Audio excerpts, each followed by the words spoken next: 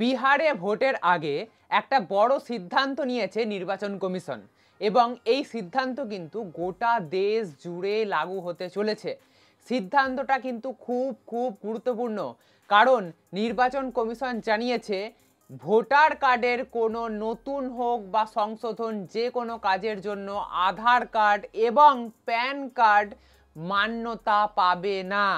Voter কার্ডের কাজ করতে গেলে আপনার বার্থ সার্টিফিকেট বা মাধ্যমিকের অ্যাডমিট লাগবে, তাছাড়া কিন্তু আপনাদের ভোটার কার্ডের কোনো কাজ হবে না, সে সংশোধন হোক বা নতুন।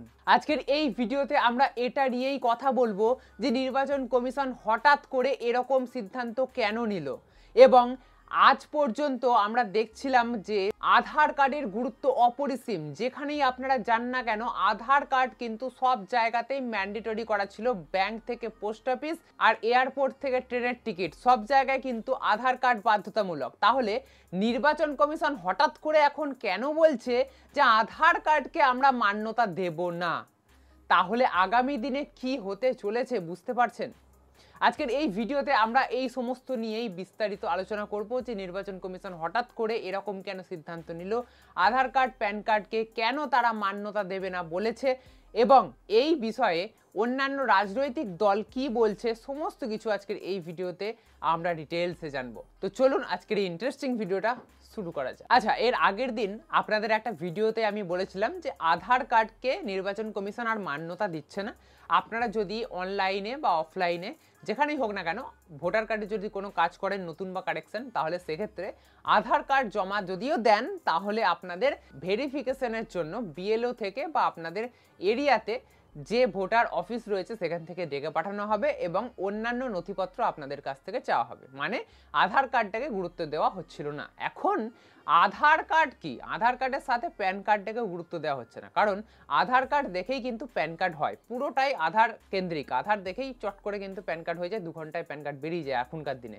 তো যাই হোক, সেই জন্য কিন্তু আধার কার্ডকেও মান্যতা দেওয়া হচ্ছে না, প্যান কার্ডকেও মান্যতা দেওয়া হচ্ছে না। নির্বাচন কমিশন বলছে যে যেভাবে আধার কার্ডের ভুয়ো যে জালি সেন্টারগুলো গড়ে উঠেছে, যেখান থেকে নিমেষেই আধার কার্ড তৈরি করা হয়ে যাচ্ছে, আমরা দেখেছি বাংলাতেও এরকম হচ্ছিল, বেশ কিছুদিন আগে নদিয়াতে একটা ধরা পড়েছিল, আর কোথায় কোথায় যেন ধরা পড়েছিল, যে এই যে জাল চক্রগুলো যেগুলো গজিয়ে উঠছে আর কি, তো সেগুলোর জন্য নির্বাচন কমিশন আর আধার কার্ডকে বিশ্বাস করতে পারছে না। আধার কার্ডকে বিশ্বাস না করতে পারলে কি হবে, প্যান কার্ডকেও করা যাচ্ছে না, কারণ আধার কার্ড দেখেই তো প্যান কার্ড হয়, আধার কার্ড যার কাছে থাকবে তার তো প্যান কার্ড হয়ে যাবে। তো সেই জন্য ভোটার কার্ডকে একটা সঠিক নথি, দেখবেন ভোটার কার্ডের আগে অতটা সেরকম মূল্য ছিল না।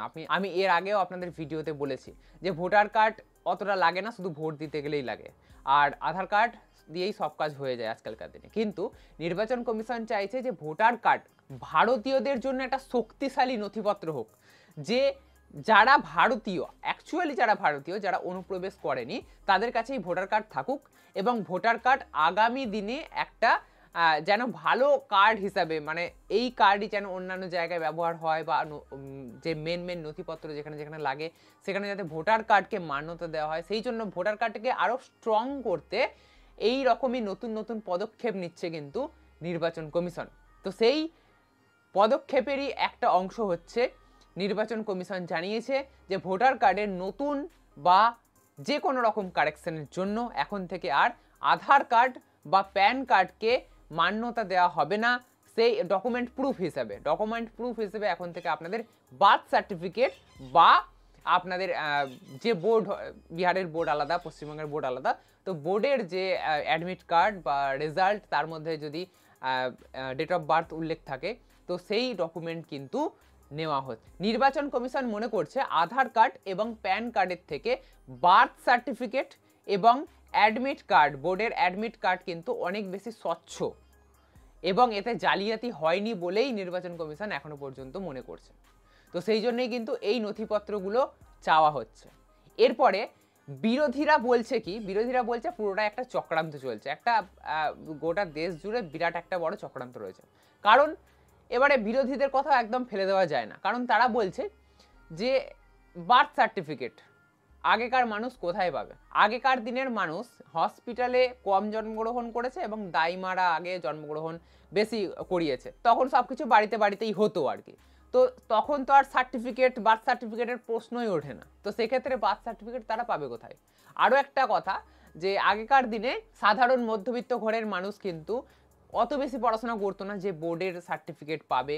আপনারা নিশ্চয়ই জানেন এসব ব্যাপারে, যে বোর্ডের সার্টিফিকেট পাবে, অত বেশি পড়াশোনা কিন্তু করতো না। আগেকার দিনের মানুষ অত কিছু জানতো না, স্বাভাবিক ব্যাপার। এটা আপনাদের ঘরে ঘরে রয়েছে, আশেপাশে যদি আপনি খোঁজ নেন তাহলে বুঝতে পারবেন আপনাদের বাবা মা অত বেশি শিক্ষিত নন, ঠিক আছে?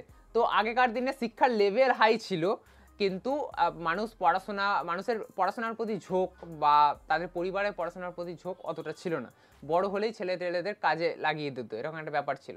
তো তাদের কাছ থেকে কিভাবে মাধ্যমিকের অ্যাডমিট বা কোনো বোর্ডের অ্যাডমিট পাওয়া যাবে, এটা কিন্তু একটা বড় প্রশ্ন হয়ে দাঁড়িয়েছে।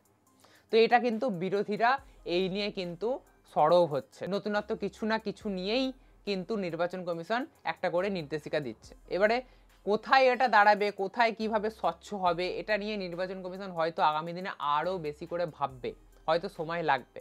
তবে বিহারে ভোটের আগে আপাতত নির্বাচন কমিশন জানিয়েছে যে আধার কার্ড, প্যান কার্ড নয়, ভোটার কার্ডের যে কোনো রকম কাজের জন্য বার্থ সার্টিফিকেট বা বোর্ডের অ্যাডমিট কার্ড বা রেজাল্ট লাগবে প্রুফ হিসাবে। তো এটাই আপাতত লাগু হয়ে গেল। নতুনদের ক্ষেত্রে সেরকম প্রবলেম হবে না, কারণ এখন যারা জন্মগ্রহণ করছে তাদের অলরেডি বার্থ সার্টিফিকেট হসপিটাল থেকেই হয়ে যাচ্ছে। তাছাড়া যারা ভোটার কার্ড করবে আর কি আগামী দিনে, তাদের মোটামুটি এখনকার দিনে শিক্ষাগত যে লেভেল আর কি, সেটা মাধ্যমিক উচ্চ মাধ্যমিক হয়ে গেছে। এখন মোটামুটি সবাই ওই লেভেল পর্যন্ত পড়াশোনা করে।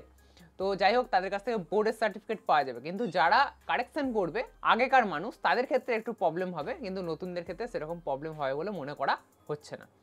আশা করব নির্বাচন কমিশন যে স্টেপগুলো নিচ্ছে সেগুলো খুব ভেবেচিন্তেই নেবে, এবং যাতে গোটা ভারতবর্ষের ভালো হয় সেই বুঝেই নির্বাচন কমিশন স্টেপগুলো নেবে।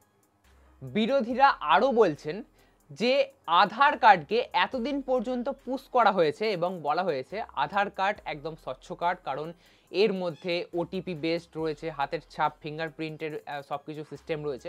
তো এই কার্ড জালিয়াতি হতে পারে না, বা এই কার্ড সব থেকে স্বচ্ছ কার্ড। এতদিন পর্যন্ত বিজেপি কিন্তু এটাই বলে এসছে, এবং ভারত সরকারও আধার কার্ডকে পুশ করেছে। তো হঠাৎ করে নির্বাচন কমিশন, যেটা বিজেপির অধিকাংশই কন্ট্রোলে বলে মনে করছেন বিরোধীরা, এবং সেখানে হঠাৎ করে বলা হচ্ছে বা নির্বাচন কমিশন বলছে যে আধার কার্ডকে আর মান্যতা দেওয়া হবে না। তো গোটা দেশ জুড়ে কি হচ্ছে না হচ্ছে সেটা কিছুই বোঝা যাচ্ছে না। কোন কার্ডকে আসলে মান্যতা দেওয়া হবে, কোন কার্ড আসলে একজন ভারতীয়র পক্ষে একটা শক্তিশালী কার্ড হিসাবে প্রমাণিত হবে, সেটা নিয়ে এখনো পর্যন্ত সব কার্ডের সাথে সব কার্ডের লড়াই চলছে। তো বিরোধীরা এটাই মনে করছেন যে গোটা ভারতবর্ষ জুড়ে একটা গন্ডগোল সৃষ্টি হচ্ছে, একটা চক্রান্তের সৃষ্টি হচ্ছে। কখন কি হচ্ছে, কেন্দ্র সরকার কখন কি চাইছে সেটা বোঝা যাচ্ছে না। নির্বাচন কমিশনের এমন নির্দেশিকা এবং এই নতুন একটা স্টেপে আপনাদের কেমন লাগছে? এটা ভালো হচ্ছে না খারাপ হচ্ছে, আপনাদের মতামতটা কি? অবশ্যই আপনারা কমেন্ট বক্সে কমেন্ট করতে ভুলবেন না। যদি আজকের ভিডিওটা আপনাদের কাছে ইনফরমেটিভ বলে মনে হয়, তাহলে অবশ্যই ভিডিওতে একটা লাইক করবেন। এরকমই নতুন নতুন আরো ইন্টারেস্টিং ভিডিও পেতে অবশ্যই চ্যানেলটিকে সাবস্ক্রাইব করে রাখতে ভুলবেন না।